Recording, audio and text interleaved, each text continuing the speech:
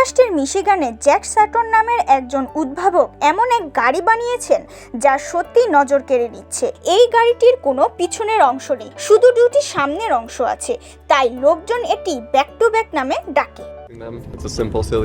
Certain বলেন, গাড়িতে যখন কেউ বসে তখন পেছন থেকে আসা চালকরা দেখেন সিটে থাকা ব্যক্তি তাদের দিকে মুখ করে আছে। তারা তা প্রথমে দেখে অবাক হয়।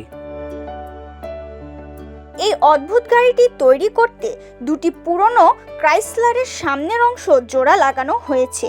একটি কানাডায় আর অন্যটি যুক্তরাষ্ট্রে তৈরি। জ্যাক বলেন, এটা শুধু মজারই না, সহজ ভাবনায় তৈরি। এই চৌকো আকৃতির কারণে রাস্তার উপর চলার সময় সবাই তাকিয়ে দেখে, অনেকেই কয়েক মুহূর্ত থেমে যায়।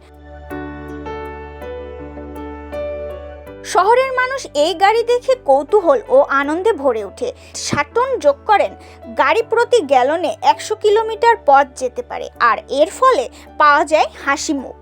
ঠিক তাই, স্মাইলস পার গ্যালন এটা শুধু একটি গাড়ি নয়, মানুষের মুখে হাসি ফোটানোর যন্ত্রও বটে। ডেস্ক রিপোর্ট, সোনালী নিউজ।